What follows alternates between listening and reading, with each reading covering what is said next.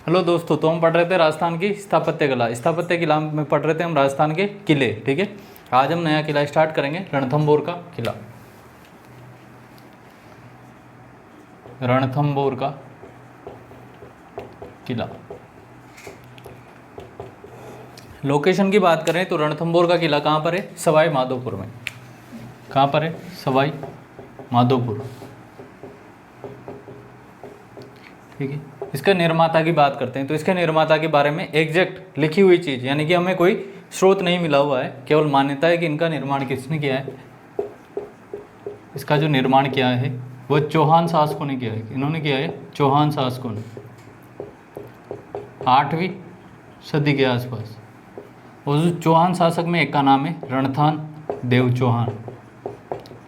ठीक है, रणथान देव चौहान। ऐसी मान्यता है कि इस किले का निर्माण किसने किया है? रणथान देव चौहान ने किया है। और उसी के नाम पर इसका नाम क्या पड़ा? रणथंभौर पड़ा। ठीक है, कहाँ पर है? सवाई माधोपुर में। निर्माण चौहान शासकों के द्वारा 8वीं सदी में। ठीक है, जब पृथ्वीराज चौहान को हरा दिया गया ट्राइन के प्रथम युद्ध में, तो उसके बाद जो उसके वंशज है वो कहाँ पर रूल करने लगे? रणथंभौर में आ गए थे। ठीक है,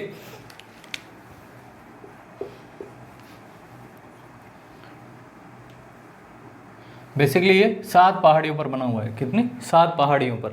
ठीक है, 7 पहाड़ियों पर बना हुआ है।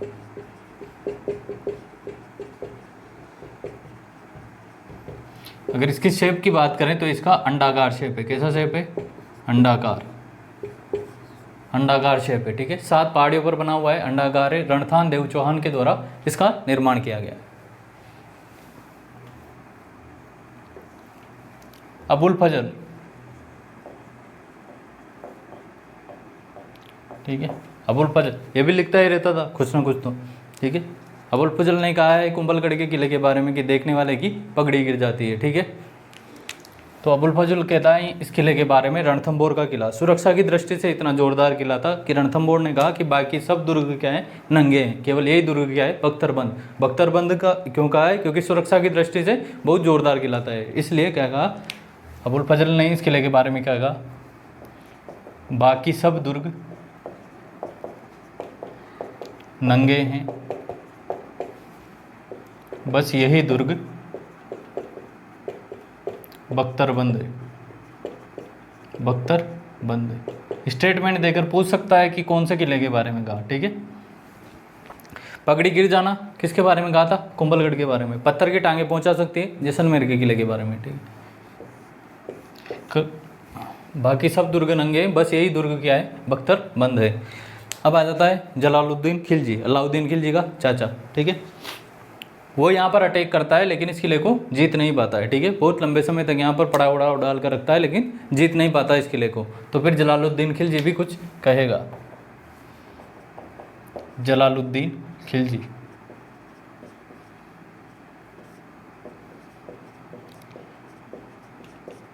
जलालुद्दीन खिलजी कहता है कि ऐसे 10 के लोगों में मुसलमान के एक बाल के बराबर भी नहीं समझता। ठीक है, ऐसे 10 के लोगों में मुसलमान के एक बाल के बारे में भी नहीं समझता। ये कब कहा उसने? जब वो इस किले को जीत नहीं पाता है। ठीक है, ऐसे 10 किलों को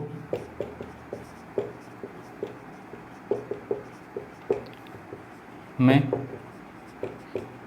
मुसलमान के एक बाल के बराबर भी नहीं समझता। ये स्टेटमेंट किसको इंडिकेट करता है? अंगूर खट्टे हैं। ठीक है, इसको इंडिकेट करता है अंगूर खट्टे हैं। तो जलालुद्दीन खिलजी, अब जलालुद्दीन खिलजी से नहीं हुआ तो फिर कौन आएगा? रणवीर सिंह।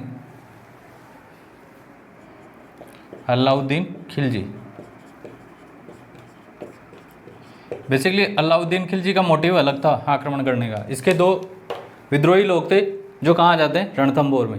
अब राजपूत राजा उन्होंने दे दी शरण। अब अलाउद्दीन खिलजी मानेगा क्या? तो उसने क्या कर दिया? आक्रमण कर दिया। ठीक है, लेकिन फिर भी हमीर क्या है? अपना हट नहीं छोड़ता।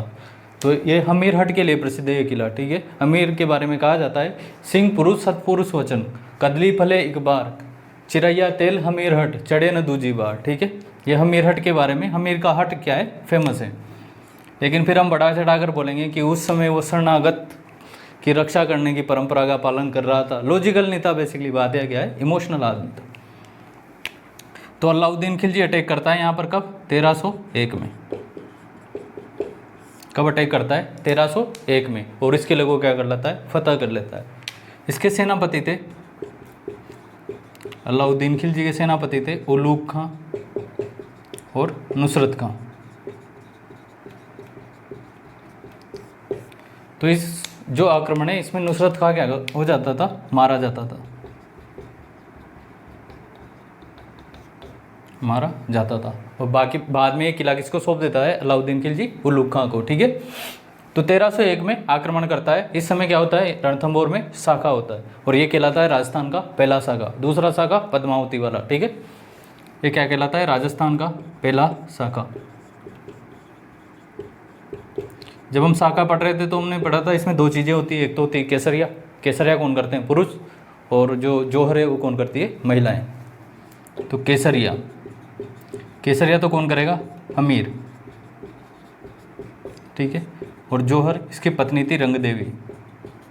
रंगदेवी ने क्या किया, जोहर किया, ठीक है। अब अमीर की बेटी थी एक जिसका नाम था देवल दे, और वो थी नाम मतलब कुंवारी थी, ठीक है। अब कुंवारी लोग सती नहीं हो सकते थे, ठीक है। अब दुविधा थी इनके सामने कि भाई क्या किया जाए। तो वो देखती है कि डैडी परेशान है, तो डैडी परेशान है, तो डैडी को की परेशानी मिटाने के लिए वो क्या कर देती है, सुसाइड कर लेती है, ठीक है। यहाँ पर एक पद्म तालाब बना हुआ है, पद्म तालाब में कूदकर वो अपनी क्या कर देती है, जान दे देती है। तो इसको कहते हैं जल जोहर। क्या कह दिया इसको, जल जोहर। तो राजस्थान का एकमात्र जल जोहर कहाँ होता है, रणथंभौर के किले में, ठीक है। राजस्थान का एकमात्र जल जोहर किसके द्वारा, देवल दे। ये क्या है, अमीर की बेटी। पद्म तालाब में कूदकर जान,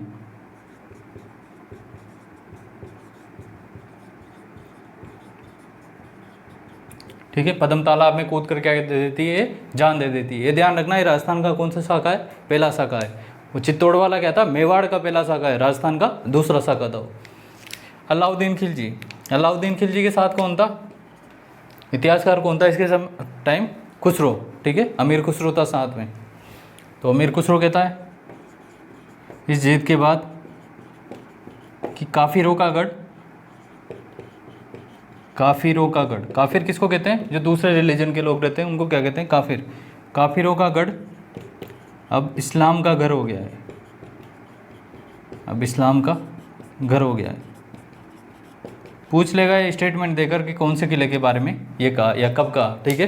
तो जब अलाउद्दीन खिलजी रणथंभौर के किले को जीत लेता है तो उसके बाद अमीर खुसरो साहब कहता है कि काफिरों का गढ़ अब क्या हो गया है, इस्लाम का घर हो गया है। ये तो थी अभी तक इसकी हिस्ट्री, ठीक है। अब इसके जो आर्किटेक्चरल आस्पेक्ट है वो भी इसके बाद देखते हैं, लिख लो ये।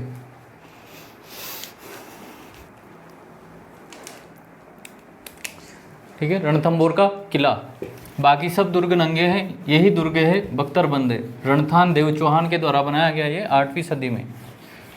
जलालुद्दीन खिलजी इसी किले के बारे में कहता है कि मैं ऐसे 10 किलों को मुसलमान के इकबाल के बारे में भी नहीं समझता। अलाउद्दीन खिलजी के समय यहाँ राजस्थान का पहला शाखा होता है, अमीर के नेतृत्व में केसरिया होता है और उसकी पत्नी रंगदेवी के नेतृत्व में जोहर होता है।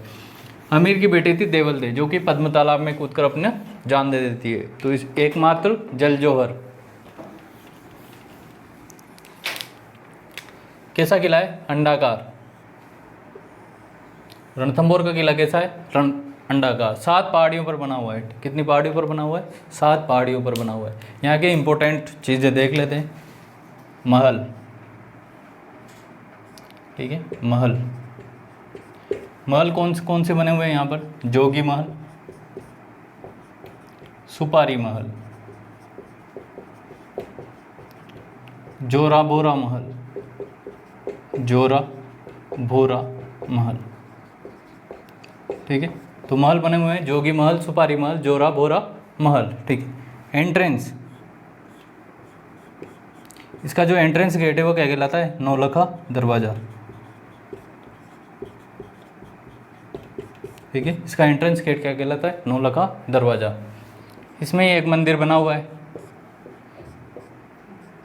त्रिनेत्र गणेश का, त्रिनेत्र गणेश मंदिर। इसी में एक दरगाह बनी हुई है, किसकी ये? पीर सदरुद्दीन, पीर सदरुद्दीन, ठीक है। पीर सदरुद्दीन की दरगाह भी इसमें बनी हुई है। यहीं पर क्या बना हुआ है? पद्म तालाब, पद्म तालाब, जिसमें देवल देव अपनी सुसाइड कर लेती है, ठीक है। तो पहला जल जौहर पद्म तालाब में ही हुआ है, ठीक है। नौलखा दरवाजा, एक और दरवाजा है यहाँ पर, त्रिपोलिया गेट, उसका क्या नाम है? त्रिपोलिया गेट, त्रिपोलिया दरवाजा। इसको ये अंधेर दरवाजा भी कहते हैं, अंधेरी दरवाजा। इसका एक और नाम है तोरण द्वार, ठीक है ना। ऐसे ध्यान रख लेना। ये मेन गेट है। मेन गेट क्या है इसका? नौलखा दरवाजा। छतरी बनी हुई है यहाँ पर, क्या बनी हुई है? छतरी,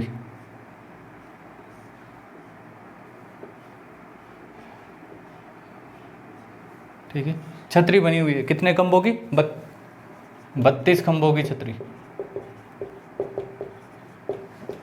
32 खंभों की छतरी। 12 खंभों की छतरी कहाँ देखी थी? कुंभलगढ़, ठीक है। 84 खंभों की छतरी तारागढ़ बूंदी में, ठीक है। और 32 खंभों की छतरी कहाँ पर है? रणथंभौर में। ये किसके द्वारा बनाई गई? हम्मीर के द्वारा। किसके द्वारा बनाई गई? हम्मीर के द्वारा। हम्मीर के पिताजी थे जेत्र सिंह, ठीक है, जेत्र सिंह। इन्होंने 32 साल तक शासन किया था, तो उनके 32 साल के शासन की याद में ये हमीर के द्वारा 32 खंभों की छतरी बनाई गई है, ठीक है।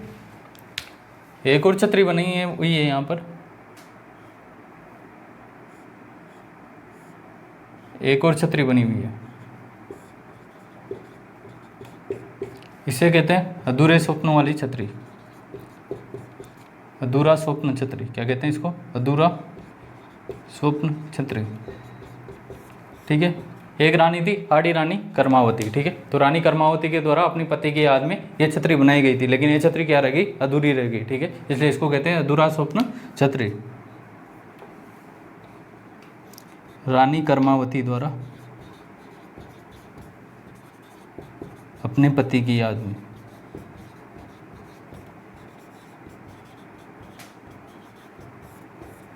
ठीक है ना। ये इम्पोर्टेंट है।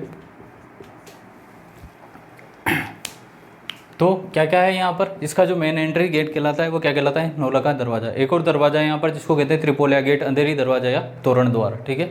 यहाँ पर महल बने हुए हैं, जोगी महल, सुपारी महल, जोरा भोरा महल। मंदिर बना हुआ है त्रिनेत्र गणेश जी का। पद्म तालाब बना हुआ है। पीर सदरुद्दीन की दरगाह बनी हुई है। 2 छतरियाँ बनी हुई है। एक तो है 32 खंभों वाली छतरी, जो कि अमीर के द्वारा अपने पिता जेत्र सिंह की याद 32 साल के शासनकाल की याद में बनाई गई है, ठीक है। एक अधूरा स्वप्न छतरी, अधूरी रह गई थी, इसलिए इस छतरी को क्या कहते हैं? अधूरा स्वप्न छतरी कहते हैं, ठीक है। अंडाकार शेप है इसका। ये 7 पहाड़ियों पर बनी हुई है। कितनी पहाड़ियों पर बनी हुई है? 7 पहाड़ियों पर। ऐसे बना लेना, पहाड़ियाँ बनाओ तो।